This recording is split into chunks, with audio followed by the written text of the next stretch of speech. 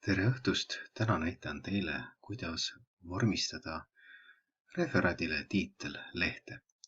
Ja kohe alguses kirjutame kõige üles oma kooli nimetuse.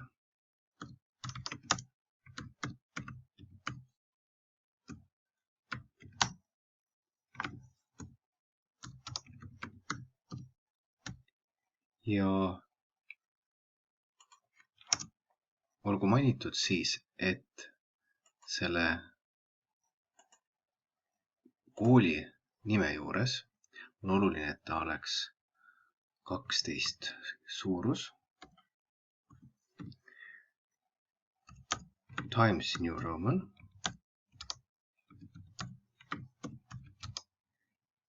ja keskele joondus.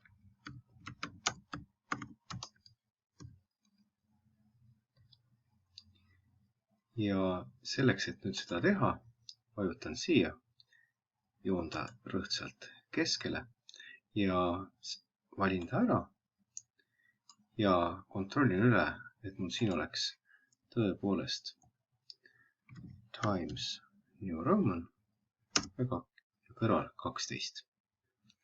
Nüüd edasi lähen circa kuskil kolmandikuni lehekülje piirini ja siia kirjutan siis oma pealkirja, referaadi pealkirja.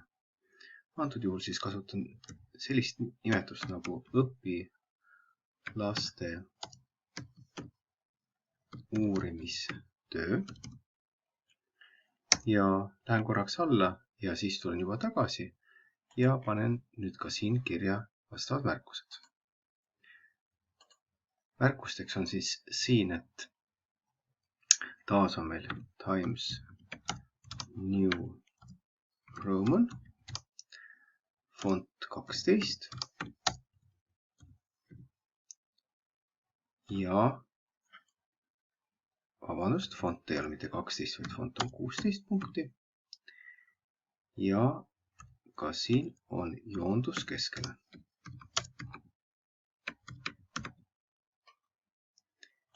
Niisiis, kõigepealt panen ta keskele,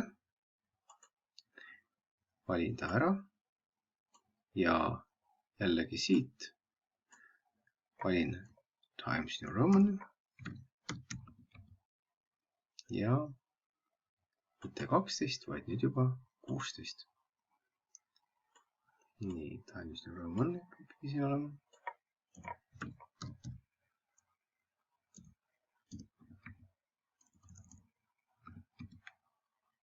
Nii, Times New Roman ja 16. Ja kohe selle alla tuleb meil järgmine osa ja selleks on siis nüüd selle töö kategooria. Kas see on siis nüüd essee, referaat? Minu puhul on tegemist juhendiga. Ma kirjutan selle juhendi siia välja ja mitte juhendaja, vaid juhend.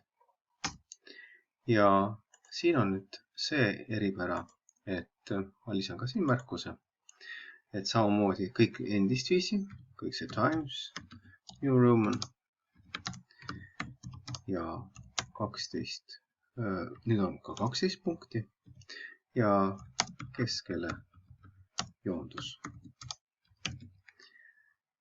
Ja vajutan korraks siia ja siis viin ta keskele. Nüüd kogu aeg ma pean kontrollima seda, et mul ikkagi oleks kogu aeg see Times New Roman, mis kipub siit eest ära minema. Tähistame selle uuesti. Nii. Nüüd lähme edasi ja nüüd allapoole minnes tavaliselt me läheme alla 3 kohta ehk siis 1, 2, 3 ja vahele ja 4. alustame. Ja siia tuleb meie nimi. Ehk antud juhul siis kirjutan nime, olgu selleks Mart Martinson.